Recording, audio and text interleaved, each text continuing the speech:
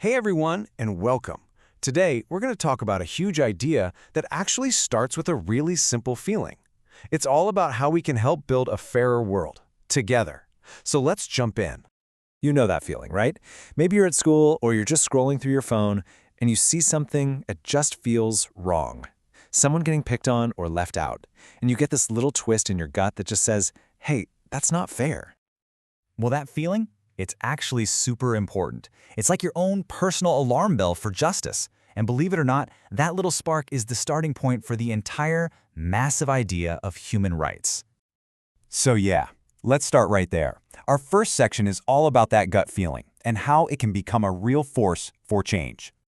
This brings us to something called human rights education, or HRE for short. And don't worry, this isn't some boring class where you just memorize a bunch of rules.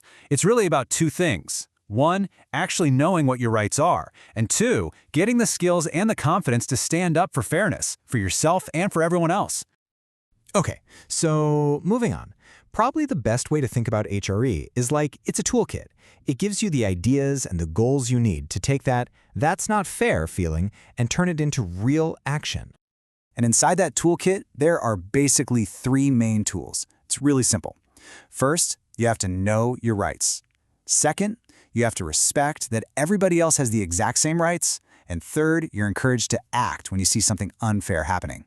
Know, respect, act. Pretty easy to remember, right? This whole idea is built on a really powerful promise. It comes from a famous document called the Universal Declaration of Human Rights. So back in 1948, right after World War II, leaders from all over the world came together and pretty much said, okay, never again. From now on, we're building a world based on respect. Now, an idea this big can't just be words on a piece of paper. So in this next part, let's check out how this idea has actually been put into action over the years. Just remember that year, 1948. That's really the starting gun for the whole modern human rights movement. It was the foundation for everything that came after. And you can kind of see how it grew. Just a few years later, in '53, these ideas started showing up in schools. Then, in the '70s, the focus was on tolerance.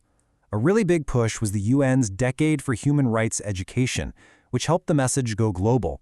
And that work is still going strong today with the World Program. And there are kind of two main ways this learning happens. On one hand, you've got learning about human rights, building your knowledge, becoming more tolerant. Then, on the other hand, you've got this more transformational approach. That's all about taking action for human rights and empowering communities to make change happen for themselves. You really need both.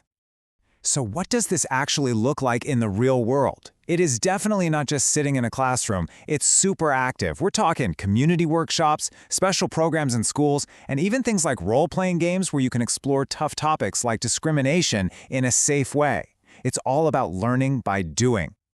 Which brings us to our last section. We've looked at the feeling, the tools, the history. Now let's look to the future and where you fit into all this. Looking ahead, the United Nations is really focusing on a few key things. First up, empowering young people. Yep, that's you, to become leaders for change. Second is pushing for real gender equality. And third, and this is a huge one for all of us, protecting our rights and our freedoms online. These are the big issues for the next chapter. So this brings us all the way back to where we started, with that feeling.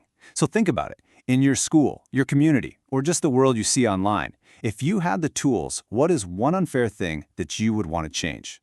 Because learning about human rights isn't just about understanding the world. It's about getting the power to help build a better one.